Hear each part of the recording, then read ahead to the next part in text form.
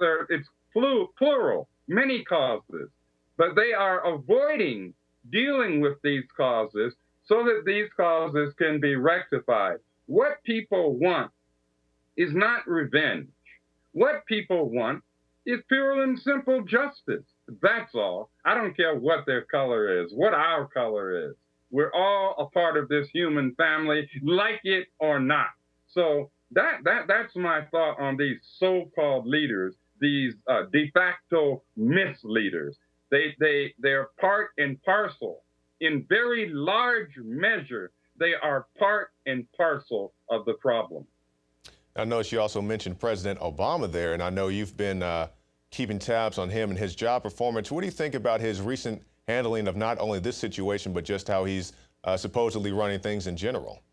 Well, I think Drone Man, secret kill list, NDAA signing, double talking President Obama has shown repeatedly that his interests are not, I repeat, are not the interests of everyday, ordinary, struggling black, white, brown, red, and yellow people. I think his job performance is pathetic. I think his job performance shows over and over again that he could give one. Let me keep from cursing here. He could care less. He could care less about the people. His interests are maintaining Barack Obama's status and power. That's all Barack Obama cares about. And his minions, be they Democrat or Republican, are about the same thing. And this is really important that we understand. You know, they say manure rolls downhill. Well, it sure does. And it starts right at the White House on down. So it's one thing to talk about the militarization of the police. And yes, we should be deeply concerned about that. But we've got to understand who is behind the militarization of the police forces. And that has to be who? The commander-in-chief, the chief executive. This Barack Obama is terrible for the entire country, for people of all colors.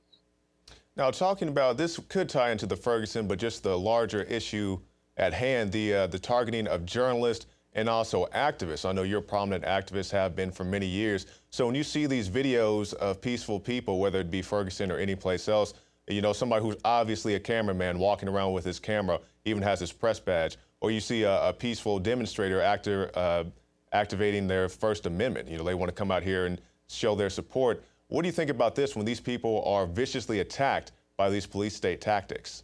I think this is an egregious transgression of the U.S. Constitution. You see, and, you know, I have warned about this way back in 2007 and 2008. In fact, in 2008, I wrote an article called, and this was before Obama was installed, I wrote an article called An Obama Presidency, More of the Same, Only Worse, all right? And when you see the clamping down, and I mean the vicious clamping down and arrest of the press, what does this tell us?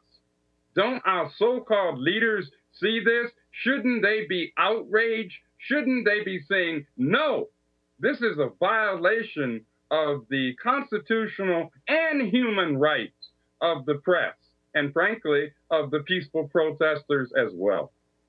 Exactly, because we're out there, just as I mentioned, they're shooting pretty much indiscriminately rubber bullets. When we were there Wednesday night, our very own Joe Biggs was shot by a rubber bullet. You know, I'm having to jump over fences so they don't shoot me with exploding canisters. Josh, our cameraman, got hit by some tear gas, began vomiting instantly. And you're talking about the mainstream proposal, the way they're handling the situation.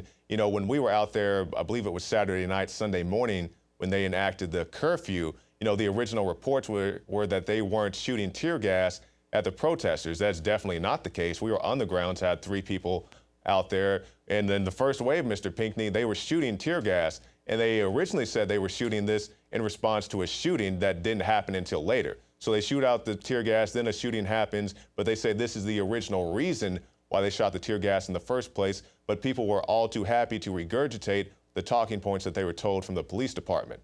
Exactly, which is why, my brother, I refer to it as Vomit. That you picked right up on it. Regurgitation. In my latest article in IntrepidReport.com, I wrote an article loosely titled "Rejecting the Government and Corporate Stream Vomit." Why? Because it's a regurgitation of lies, repeated lies.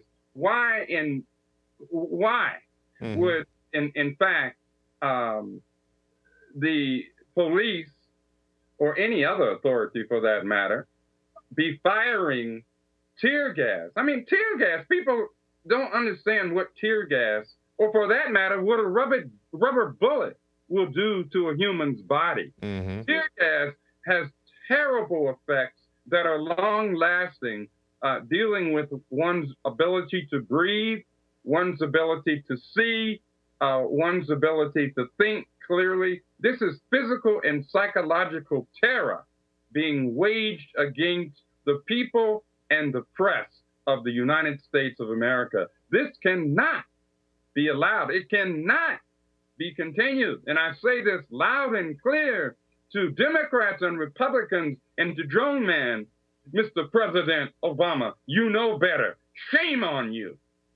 Yeah, shame, because people need to be held accountable. We just don't want to hear, oops, we're sorry, we'll try to do better next time. You know, somebody needs to be held accountable for these actions. So, Mr. Pinckney, can you give us your final thoughts and also tell us how we can keep up with your work? Yes, first, again, I want to thank all of you. And again, I want to thank you and the great crew that has been working with you. I know you were right on the ground in Ferguson, Missouri. Stay strong. Keep on doing that. That's what we need. Well, thank you. Yeah, it's the truth. The truth is the truth. So I have to say that my final thoughts, well, I won't call them exactly my final thoughts. My final thoughts on this are that we, the people, must unite. We must overcome our petty differences. We must overcome the fear-mongering, the hate-mongering that so many elements are out there peddling. We must overcome it and work together, as we said in the original Black Panther Party, not the so-called new Black Panther Party. As we said in the original Black Panther Party, all power to the people, black, white, brown, red, and yellow people. We must do this thing and win this thing together. It's a long struggle. Thank you so much. You can find my writings at IntrepidReport.com. Please check them out, my writings and other great writings, and at blackactivistwg.org. Again, blackactivistwg, which stands for writersguild.org. And thank you so much. Please be careful. Please stay strong. Keep on keeping on. Thank you, Mr. Pinckney. Larry Pinckney, original Black Panther. Well, that's it for this edition of the InfoWars Nightly News, but you can go to prisonplanet.tv, get yourself a 15-day free trial. You can get the Alex Jones Show, the Nightly News, the special reports, the rants, and so much more. It helps fund our operation, helps get our guys out to Ferguson or Bilderberg or wherever we need to go. So go to prisonplanet.tv and also stop by the InfoWars store. I'm Jakari Jackson for the InfoWars Nightly News, and we'll see you again tomorrow night.